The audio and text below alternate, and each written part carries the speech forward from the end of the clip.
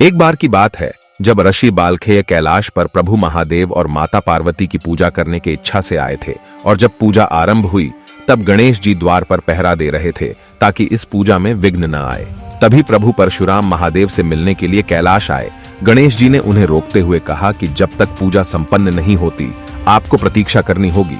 परशुराम जी ने कहा कि वह दूर से ही महादेव के दर्शन कर लेंगे और पूजा में विघ्न नहीं आने देंगे, लेकिन गणेश जी अपने दायित्व से बंधे थे और गणेश जी को उन्हें रोकना पड़ा। परशुराम जी को क्रोध आया और उनके बीच युद्ध हुआ।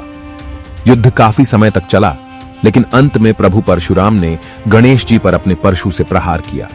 गणेश जी ने अपने पिता के अस्त्र का मान रखते हुए परशु से अपना बचाव या विरोध नहीं किया और फिर वह परशु ने गणेश जी का एक दांत तोड़ दिया और वह मूर्छित हो गए। प्रभु परशुराम को आभास हुआ कि उनसे गलती हुई है और उन्हें बाल गणेश पर परशु का प्रहार नहीं करना चाहिए था। तभी माता पार्वती और महादेव की पूजा संपन्न हुई और उन्होंने बाहर आकर यह दृश्य देखा। माता पार्वती क्रोध में आकर अपना महाकाली स्वरूप धारण किया और सभी देवी देवता वहां एकत्र हो गए। गणेश जी भी वापस उठ खड़े हुए। प्रभु परशुराम ने माता से माफी भी मांगी, पर उनका क्रोध शांत नहीं हुआ। तभी वामन अवतार वहां प्रकट हुए और माता काली की स्तुति कर उन्हें शांत किया। उन्होंने बताया कि प्रभु परशुराम और गणेश जी के युद्ध के पीछे एक विशेष प्रयोजन था। वह बोले कि गणेश जी एक ही दांत से वह पूर्णता पा सकते थे, इसीलिए उनका दांत टूटा। एक दंत होकर गणेश संसार को अपने विशेषता का संदेश देंगे। उनके इस रूप से संसार को पता चलेगा कि परमेश्वर एक ही है। इसके लिए परशुराम जी से उत्तम और कौन हो सकता था। यह तो महागणपति की ही लीला है और आज से गणेश जी को एक और नाम मिलता है, एक दंत।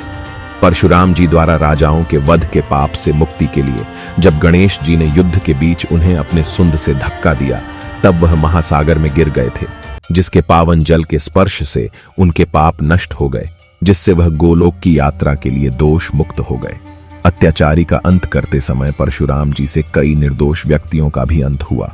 केवल परम श्री कृष्ण और परम देवी राधा के दर्शन से ही वह पाप मुक्त हो सकते थे, परंतु इससे पहले गणेश जी उन्हें उनके निकट ले जा सकते। परशुराम जी ने उन पर परशु का वार कर दिया। वामन जी ने माता से कहा कि आप भी परशुराम जी को माफ कर दीजिए, जिसके पश्चात माता ने उन्हें माफ कर दिया और यह भी कहा कि इस टूटे हुए दांत की ओर एक महिमा है। इस दांत से महान ग्रंथ महाभारत लिखी जाएगी।